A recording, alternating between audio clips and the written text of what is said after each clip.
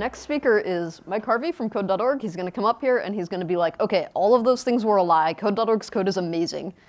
You know, this is all slander. And with that, Mike.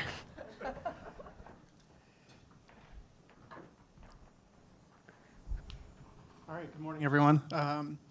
And yeah, great to get the whole presentation as an introduction. Yeah, and once again, it's not my fault that we forked. I didn't even know what a fork was when we forked Blockly so long ago. I was just a teacher at the time. But yeah, I'm Mike Harvey. I'm a software engineer at code.org. I'm actually relatively new to software engineering. Prior to that, I was a curriculum development manager at code.org and a former classroom teacher, K-8 technology, computer science, special education. And I've been using Blockly for about 10 years, but for the last year and a half, I've been focusing on this migration work to try to get us back onto mainline. So let's see. Oh, that's the laser. There we go. That's me. Okay, so in this talk, this is going to be a quick talk about how we've utilized themes to provide some new accessibility to our various labs. So we'll talk briefly about how color deficiency intersects with accessibility, talk more about our applications, our labs, our blocks, our styles. We have lots of them. And then, yeah, instead of talking about the really ugly work to defork, I get to talk about how we were able to just finally take some of the benefits of being on mainline for certain labs to just do some of this really fun stuff. And we're able to provide some of these new accessible themes. So I'm not an expert on color vision deficiency or anything, but I know that it's important, and so I wanted to just give a quick overview. So for anybody who's not familiar with what I'm talking about, so this is in the most common types of color blindness, one of the three cone types, red, green, or blue, in the individual's eyes isn't functioning as expected. This affects about 8% of men and 0.5% of women worldwide who have some sort of color vision deficiency. And yeah, frankly, it affects the way you see the world, and it affects the way that you use the internet too. So in a simple case, it's going to change your perception of common images. But at the worst case, it can confuse meanings that are really important, like in this map here. Very low and very high are styled with green and red respectively, but for somebody who can't distinguish those colors, the map becomes pretty much useless. And we use color in Blockly a lot to convey meaning. So if students can't pick up on the differences between the colors, then we're not really helping them out at all. There are some best practices. This is not a cohesive list, but just a couple of things that I've been thinking about. Adding high contrast, using colorblind friendly palettes, colors that aren't going to conflict with each other, regardless of how your vision works. Having multiple vision cues and avoiding relying solely on color. Quick overview of what our labs look like. So, as Mary Beth mentioned in the last presentation, we have a whole ton of labs for our K-5 students. Some of these are simple labs that have just a few different colors of blocks. These two here are inspired by some of the original Blockly games where we have kind of a maze game type thing and an artist that draws images. We also have some more complicated labs that allow students to make games and interactive projects. On the right is our dance party tutorial. You can see that as the labs increase in complexity, we also start to add more blocks and more block styles. This is a screenshot of our tool called Sprite Lab. You'll hear more about Sprite Lab this afternoon in my colleague Emma's presentation on the curriculum side. But as you can see here, we have a ton of different blocks, a ton of different styles. In fact, if you look all across code.org's labs, which I've done, we have about 20 different block colors. The research says that for accessible design, you want to try to focus on having fewer colors that are really distinct from each other. And so, contemplating how we're going to remap nearly 20 colors was quite intimidating. And some of these look quite similar even to people with full color vision. Like there are a couple of green blocks here, like a being draggable on the left and when created, that are completely different types of blocks, but we happen to have chosen two different greens that they're not the same, but they're pretty close. For folks who can't see full spectrum color, the problem becomes even worse. So at the top, you'll see a couple of blocks that are part of our dance lab, our dance party tutorial. And down below, I'm using a color blindness simulator to show what those would look like for somebody who can't perceive red light. And so if you can see full color vision, probably this brings the problem to light. So here's how mainline Blockly helps us. They have themes. So they also have a repository of plugins, which we've been talking about a little bit throughout the summit. The ones in the screenshot are the ones that I took an interest in to help me solve this problem. So Blockly actually provides some themes, so I'll share a little bit about our experience using those themes to see if it could help to make this journey a little bit easier. So themes, for anybody who's not familiar, are just a way to customize the look and feel of Blockly. You can customize block colors, category colors, and other components through the themes class. Blockly says in the documentation that the goal in creating themes is to empower developers like me to create Blockly experiences that are more accessible. Perfect, that's just what we're looking for. And if you're on mainline, it's so easy to use them. This is the only code I'm going to show, I think. But really, it's just a matter of you import the theme, and then when you call the Blockly inject, you pass it in as an option. This is the advantage of being able to use the plugin library to be on mainline, because this stuff kind of just works right out of the box. Now, for some of our themes, we did have to do some additional customization, so I'll talk about what that looked like. This is a screenshot of Blockly's high contrast theme. And so this includes an increased font size and a palette replacement for all of the block colors that come standard with Blockly. So that means the block and text colors need to be easily distinguishable. And with most block text being white, that typically means darkening each block color. This works great out of the box, assuming that you use all of the same styles as core Blockly. If you have your own styles, it becomes a little bit more of a challenge. So for code.org, there are some styles that we've never actually bothered to change. We just use those directly, and that means we can use the replacement styles that come right with the plugin. For some of the other styles, we override them. Code.org likes our loop blocks to be pink. Just because, and we also have a whole ton of totally custom styles that are only relevant to Code.org labs. And so for each of these, we needed to find a new replacement color. It didn't come for free with the plugin, and so that we could get this new replacement palette of darker colors. To help me do that, I used a tool that Adobe offers. This is just this really simple color contrast analyzer. We could put in our existing background colors for the blocks and just pull the slider down until it was passing their tests, and that seemed like a really good bar to hit just to come up with these colors. So it only took a few minutes to go through this process to actually come up with the replacement colors for code.org. For a theme related to color blindness, the problem is a little bit more challenging. And because you're not just looking at the contrast between the text on the block and the block color, you're looking at the contrast between each of the block colors. Adobe has a tool for this where you can compare two colors, and it will help you to find conflicts. This is showing that this orange and green block look quite similar for users who have protanopia. But it can only actually compare 5 colors at once. And you remember, we're dealing with far more than that. So this tool, unfortunately, didn't quite work well enough for me to get a full palette replacement.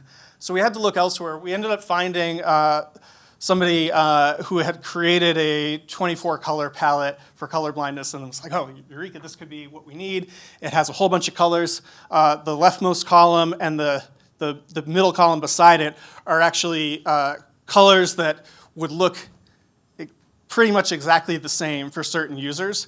So if you use the top one is mulberry, then you shouldn't use the Sherwood green. It's kind of how that works, because they would conflict. But it's okay to use one or the other. And so using this palette, I first filtered out the colors that are really, really light, because I knew we had a lot of white text. but I was able to put together a palette for code.org using these colors that were going to have a lot of options for color contrast between our various styles. Ended up with something like this. We were able to, what was kind of satisfying about this was for many of our styles, especially the ones that show up most commonly and throughout our labs that are at the top, we found replacement colors that are very close to what we started with for a typical user. But for a user who needed this theme, it kind of makes all the difference in the world. So for example, the same two blocks that I showed you before, using this color blindness simulator, you can see that the blocks aren't distinguishable at all, but when you swap to the new theme, even if you can't see full color, you end up with two block styles that at least are distinguishable between each other, and hopefully that's going to make a big difference. And then finally, we hooked this up to the context menu, so we were able to quickly register some new options and allow users to dynamically switch between themes so that you can just change it in real time. We can store that information however we want to. If the slides get shared later, I do have links to the resources that I mentioned in here, and so those are all available as well. Also happy to answer any questions. Of course, big thanks, if you can't tell, Mary Beth has been hugely supportive of code.org, so we couldn't have gotten to this point without the Blockly team's help, so very grateful to all of them, and especially Mary Beth. But that's all I have, so thank you very much. Awesome, thank you. Let's see, we already have a comment on the live stream, and then folks in the room, make your way to the mics if you have any comments as well. Question from Becca: what was the most difficult thing about implementing the accessible themes? Yeah, I think the most difficult thing was actually trying to figure out how to map 20 original colors to 20 more distinct colors. And we didn't just have, I kind of highlighted one of our themes, but we actually had three. And so we ended up coming up with three new palettes. The palettes themselves were fairly straightforward to put together using that resource that I had shared, but the mapping was more difficult. I ended up actually writing a script that would go through our existing styles in order of how frequently they showed up in our labs, and then find the nearest color available in the palette, and then kind of mark that one as unavailable so that we could have a script that would automatically do that remapping for us, which I felt was going to be necessary because there's always a chance that you could end up deciding you want to change some block colors, and then are you going to remember to change your accessible versions of those colors too? So make sure if you want to do something like this that you document whatever process you use so that you don't have to do it all over again. Sure, yeah, that makes sense. Question in the room? Thanks, Mike. That's a wonderful talk. I had a quick question about the Adobe tool that you showed. Is that specifically mapping to the Web Content Accessibility Group standards for dealing with accessibility, or is that Adobe's own set of standards that it's checking against with respect to the color? Yeah, that's a great question. I don't think I can say definitively. I'd have to look at it again. Okay, thanks. Awesome. Christopher? Yeah, so as somebody who has mild color blindness, I very much appreciate people making websites more accessible.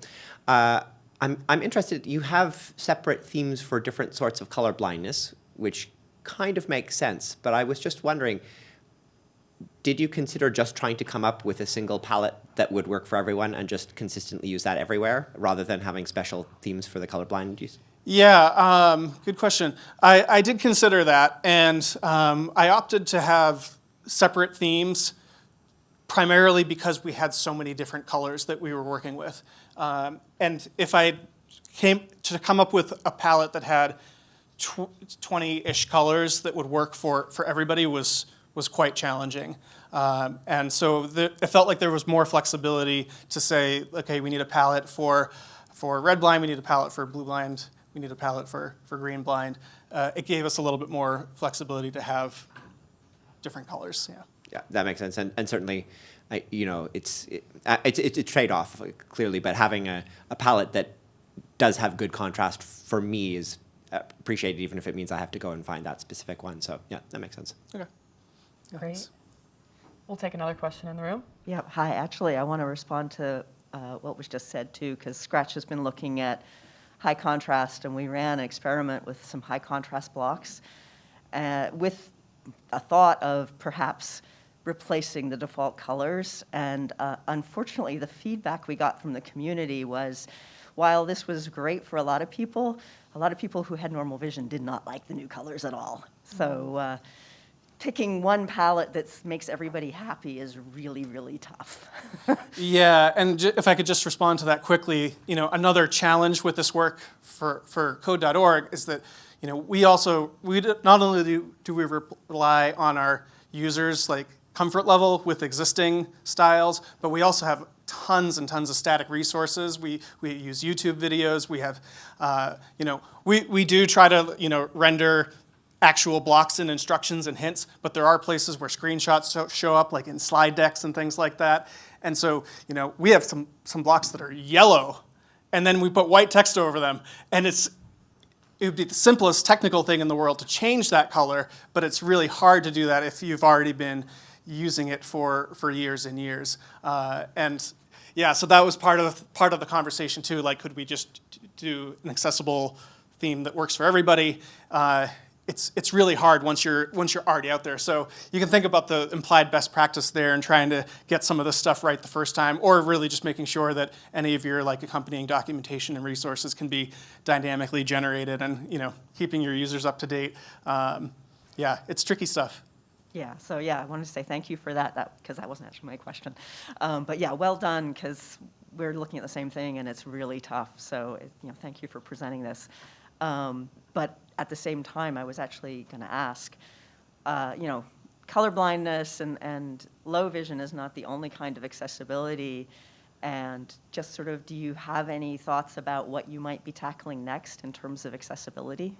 Yeah, there's so much. I feel like we're kind of always going to be playing catch up and trying to just move the needle as much as we can. I didn't mention it in this presentation. We did also add, there's another great Blockly plugin that adds keyboard navigation, which just works so smoothly. There's a little bit of a learning curve to figure out how to navigate a 2D workspace with keyboard commands, but once you kind of get used to it, it's actually fairly comfortable. So we implemented that. Some other things that we'd love to see, more like screen reader support, things like that. We do have text-to-speech in our instructions, but it's hard for students who are relying on auditory cues to navigate Blockly still, right? Yeah, that's great. Love to hear more. Yeah. Thank you. Great. Thank you, Mike. And we'll have Rachel back up.